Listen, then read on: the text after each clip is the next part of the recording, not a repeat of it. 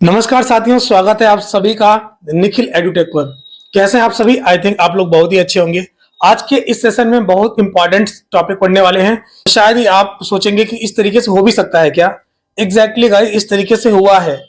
आज का टॉपिक बहुत ही इंपॉर्टेंट होने वाला है। तो अगर आप चैनल पर नए हो तो चैनल को अभी से ही सब्सक्राइब कर लिए, वीडियो को अभी से ही लाइक कर दीजिए, क्योंकि हो सकता है आप जाते जाते बोल जाए। तो हम अपने टॉपिक की शुरुआत करते हैं। आगे चलते हैं कि अमेरिका या फिर अमेरिका के जैसे बहुत सारे ऐसे देश हैं, वो देश विकसित राष्ट्र के श्रेणी में आते हैं। यानी कि एक प्रकार से कह सकते हैं कि वहां पर जो भी चीजें हैं, सारी चीजें डेवलप्ड है। मतलब कि सारी चीजें एक प्रकार से अच्छी तरीके से चल रही होती है, वहां पर किसी प्रकार की कोई दिक्कत नहीं होती है। लेकिन आज की न्यूज में आपको यह जानने को मिलेगा, अमेरिका जो कि माना जाता है कि वो एक विकसित राष्ट्र है, फिर भी वहां की जो इकोनॉमिक कंडीशन है, आर्थिक स्थिति है इस समय अमेरिका की, वो बहुत ज्यादा खराब स्थिति देखने को मिल रही है। तो आज का पूरा सेशन इसी पर होने वाला है। जैसे कि यहाँ पर आप टाइटल देख सकते हैं, यहाँ पर भी आप देख सकते हैं इस स्क्रीन पर भी, और यहाँ पर मैंने लिखा हुआ है। तो आपकी सुविधा के लिए स्क्रीन पर लगा देते हूँ, तो आप देख सकते हैं। ध्यान से देखिए, यहाँ पर लिखा हुआ है अमेरिका हेडेड फॉर बैंक करप्टी, यानी कि कह रहा है कि अमेरिका बैंक करप्टी की तरफ जा सकता है। अब आपको समझना है कि बैंक करप्टी क्या होता है। बेसिकली बैंक करप्टी तब होता है जब कोई भी देश या कोई भी कंपनी या कोई भी इंस्टीट्यूशन वो लोन लिया है और उस लोन को टाइमली पे नहीं कर पाता है, यानी कि उसके ऊपर कर्ज का भार बढ़ते जाता है और वह उस लोन को चुका नहीं पाता है, तो वह बैंक करप्टी के अंतर्गत आता है। तो यहाँ पर बात हो रही है अमेरिका हेडेड फॉर बैंक करप्टी, यानी कि अमेरिका की जो कंडीशन है वो बैंक करप्टी की तरफ जा सकता है। क्यों जा सकता है, आगे देखिए। यहां पर लिखा हुआ है debt to GDP ratio crosses 200, every citizen now has a डेब्ट ऑफ ओवर $1 लाख। अब इसको ध्यान से समझते हैं कि इस टॉपिक के कहने का मतलब क्या है।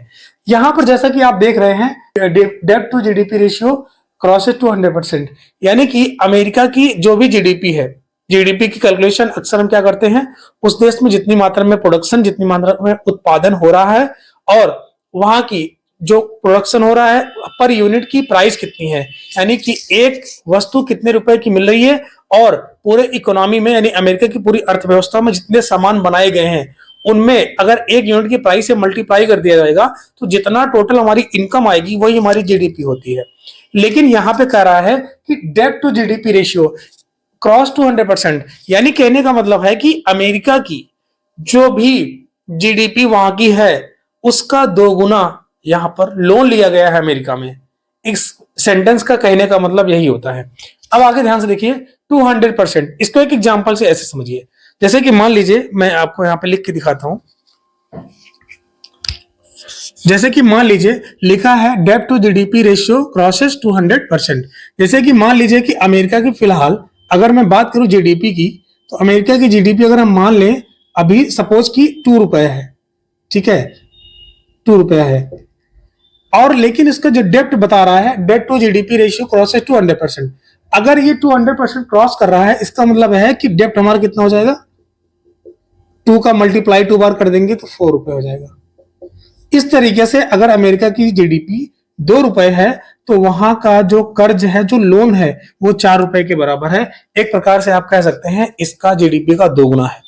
आगे देखिए, लिखा है कि every citizen now has a डेब्ट ऑफ ओवर $1 लाख, यानी कि अमेरिका की जो भी लोन है, जो भी कर्ज है, उस कर्ज को अगर अमेरिका के लोगों में बांट दिया जाए तो हर एक अमेरिका के व्यक्ति जो है उसके ऊपर जो बर्डन आएगा वो लगभग $1 लाख से ऊपर आएगा। कहने का मतलब समझ रहे हो क्या है, यानी कि अमेरिका का हर व्यक्ति अगर इस लोन को चुकाने की कोशिश करेगा तो हर एक व्यक्ति के ऊपर बर्डन लगभग $1 लाख का आएगा। अब आप सोच सकते हो कि $1 लाख है तो डॉलर इस समय अप्रोक्सीमेटली ₹84 चल रहा है इंडिया का। तो अगर आप 84 से मल्टीप्लाई कर दो तो इतना रुपया अमेरिका का हर एक व्यक्ति अपने गवर्नमेंट को देगा, तो गवर्नमेंट जाकर के अपने कर्जे को चुका पाएगी। अब इसका पूरा कंक्लूजन समझते हैं कि इसका कंक्लूजन क्या है और इस टाइटल यानी इस हेडिंग का बेसिकली मतलब क्या है। अब ध्यान से समझिएगा, यहां पर मैंने कंक्लूजन लिख दिया है, यानी कि इस जो हेडिंग है, जो हेडलाइन है, इस हेडलाइन से हमें क्या क्या सीखने को मिल रहा है। आपने समझा क्या, अमेरिका का जो डेब्ट है, यानी कि मोर डेब्ट रेदर देन दैट जीडीपी, यानी कि अमेरिका की जितनी जीडीपी है, जैसे कि मैंने यहां पे बताया, अमेरिका की जितनी जीडीपी है उससे 2 गुना ज्यादा अमेरिका के ऊपर कर्ज है, लोन है। यानी आप यहां से सकते हैं डेब्ट जो है वो जीडीपी का दोगुना है। इतना कर्जा अमेरिका के पास है, जो कि माना जाता है अमेरिका एक डेवलप्ड नेशन है, यानी कि एक विकसित राष्ट्र है, इंडिया से काफी आगे है। आगे देखते हैं। एवरी सिटीजन ऑफ अमेरिका डेप्ट बर्डन मोर देन $1 लाख, यानी कि अमेरिका का हर एक व्यक्ति, अगर सरकार ने अमेरिका की सरकार ने अगर ये कहा कि हर एक व्यक्ति को ऊपर हम क्या करते हैं, अपने लोन को, बर्डन को ट्रांसफर करते हैं। तो अगर एक व्यक्ति चाहेगा तो उसको $1 लाख के हिसाब से या उससे ज्यादा भी अगर वो देगा अमेरिका का हर एक व्यक्ति, तो जाकर के लोन चुकता हो पाएगा, अदरवाइज नहीं हो पाएगा। आगे क्या है, फाइनेंशियल कंडीशन ऑफ अमेरिका में be worst if not paid डेब्ट, यानी कहने का मतलब है कि अमेरिका की फाइनेंशियल कंडीशन, यानी कि वहां की जो वित्तीय स्थिति है, जो वहां की इकोनॉमिक कंडीशन है, आर्थिक यहाँ पर जो सिचुएशन है, जो वहां की आर्थिक स्थिति है, बहुत ज्यादा खराब हो सकती है अगर अमेरिका ने टाइम पर उस लोन को चुकाया नहीं, तो वहां की कंडीशन बहुत ज्यादा दयनीय हो सकती है। एक प्रकार से मैंने आपसे बताया ना यहाँ पर कि बैंक करप्टी की कंडीशन हो सकती है अमेरिका की, तो इस तरीके की स्थिति वहां पर हो चुकी है। आगे देखते हैं, इकोनॉमिक कंडीशन बैड, यानी कि बैंक करप्टी, वही जैसे मैंने आपको बताया। आगे देखते हैं, tax increases on American citizen और लेस गवर्नमेंट एक्सपेंडिचर। अब आप एक बात ध्यान से समझ के देखिए, अगर किसी भी देश की, मैं पर्टिकुलर एक ही देश की बात नहीं कर रहा हूं, किसी भी देश की बात कर रहा हूं, तो अगर मान लीजिए कि किसी भी देश में वहां पर लोड ज्यादा आ जाता है, यानी कि एक प्रकार से कह सकते हैं कि वहां पर लोन ज्यादा हो रहा है, तो लोन ज्यादा होने की वजह से क्या होगा, सरकार ये देखेगी कि हमारे पास उतना पैसा नहीं है कि हम अपने लोन को चुका पाए, तो इसकी वजह से क्या करेगी, हमारे और आपसे पैसा लेती है सरकार। उसको लोन चुकाने के लिए अगर उसके पास पर्याप्त मात्रा में पैसा नहीं है, तो हमसे और आपसे लोन चुकाने के लिए पैसा लेती है। इसका मतलब यह हुआ कि हमसे आपसे पैसा कैसे लेती है, टैक्स लगा करके। अब हमारे ऊपर टैक्स का बर्डन बढ़ जाएगा, यानी कि हमारे ऊपर ज्यादा टैक्स लगेगा। तो अब आप सोच के देखिए एक बार, अगर हमारे ऊपर टैक्स ज्यादा लग रहा है, यानी कि हमें अपनी इनकम का, अपनी आय का जितना हम कमा रहे हैं, उसका ज्यादा पार्ट, ज्यादा भाग सरकार को देना पड़ रहा है, तो कहीं ना कहीं आप सोच के देखो कि हमारी जो स्थिति है वो बहुत ज्यादा खराब हो सकती है। यानी कि जितना फ्रीडम से हम जी रहे थे, अपने लिए काम कर रहे थे, अपने फैमिली के लिए काम कर रहे थे, अपने कंजम्पशन, उपभोग, जितनी सारी चीजें खरीदते थे, सब मुझे कटौती करनी पड़ेगी, तब जाकर के हम सरकार को पैसा दे सकते हैं, तब जाकर के सरकार अपना कर चुकाएगी। तो अमेरिका की स्थिति इस समय वही है कि अगर अमेरिका की सरकार ने वहां के व्यक्तियों के ऊपर टैक्स बढ़ाया, तो अमेरिका का हर एक व्यक्ति की जो कंडीशन होगी वो खराब हो जाएगी। इस तरीके से ऐसा होगा।